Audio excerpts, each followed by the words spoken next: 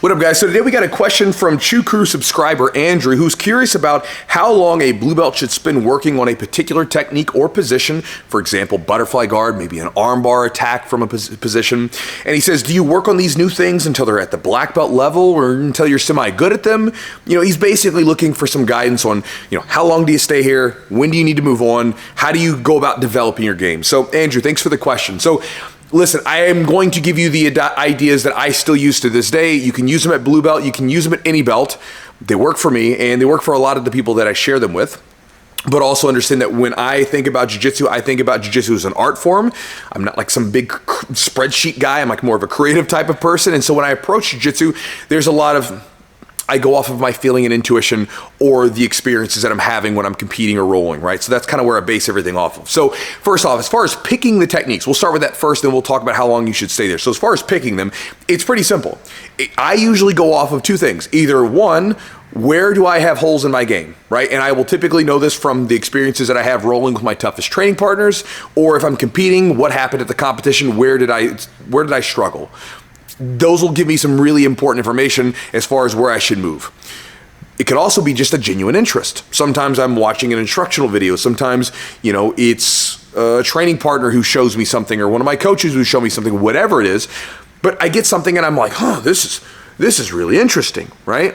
And I have stories, tons of stories about both. Now, once I have whatever it is that I plan to work on, I then move to the first phase, which is 4 weeks. 4 weeks is how I start. It's my minimum. Why 4 weeks? I don't know. It seems to work for me because it's long enough that I actually get a chance to see if this thing's gonna work for me, but not long enough where I get burnt out. Because if I'm sticking to something and I don't really want to do it anymore, I get burnt out. But I do have to hold myself accountable for at least a little bit of time before I move on. Because you'll see this all the time. People will get a technique, off the internet or from their coach or whatever. They try it a couple times during the week and then it doesn't work for them. They give up. But techniques take a little bit of time to really get online, right? I mean, unless you're really good at a position already, like let's say you were already good at butterfly guard, since you mentioned that in your message. Let's say you're really good at butterfly guard. If you want to add a new sweeper technique to butterfly guard, then it's generally pretty simple, doesn't take all that much effort to do because you're already really good at the position. So to add something new to it, pretty easy. But let's say you're not good at all with butterfly guard. It's probably going to be a fight. It's going to be an uphill battle, and it's going to take some time to get that position really going. As an example with my training right now, I'm working on a particular takedown that I wanted to develop. It's something I learned from a friend. I really like it, and it's something that's a little new to my game. I've never used it before, and I was starting my drilling and starting to use it during open rolling. And for the first couple weeks, I just couldn't hit it. Just wasn't working. It just wasn't. I was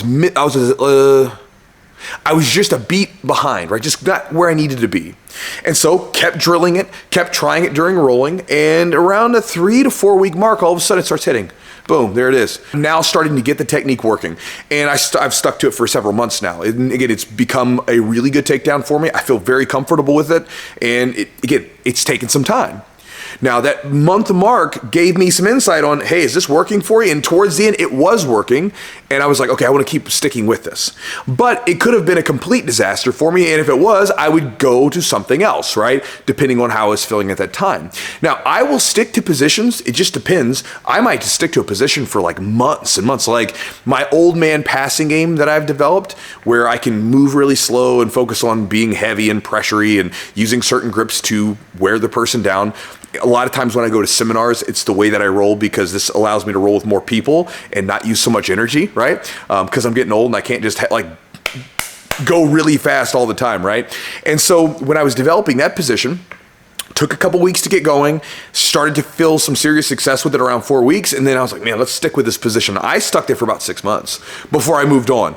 And as I was using the position, I was getting better and better with it. And as one technique with that particular position would start to work, I would add on to it and try something else or move to another thing because, as one thing's working, my good training partners are adjusting, they're defending, they're starting to counter. And so again, now I'm having developed new things and try to work in new techniques. And so again, if you find something you like, you could stay there for as long as you want to and just continually branch out and add to it as you're going along as you're going through your training. And so again, that's typically how I go about it. I start with 4 weeks. My intuition will tell me, man, there's something here, or nope, there's nothing here. But again, I will stick to something for at least 4 weeks. It's like my ebook that I give away for free that you got when you joined my email list, right? Which if any of you guys want to get it, it's here. The Focus Jiu-Jitsu ebook. In that ebook, I even mentioned this idea of sticking to something for 4 weeks. You know, whatever the strategy you pick, stick with that strategy for 4 weeks and really see it through. There's something very powerful about sticking with something for a while, not just for a week, not just for a couple days, but like for several weeks where you get your whole mind and body focused on making this one thing happen. Right? There's something about adding that intentionality to your training that really makes a big difference. And so for me, that's been my experience. And so I start with 4 weeks. That's where I hold myself accountable before I decide to move on. And also consider this.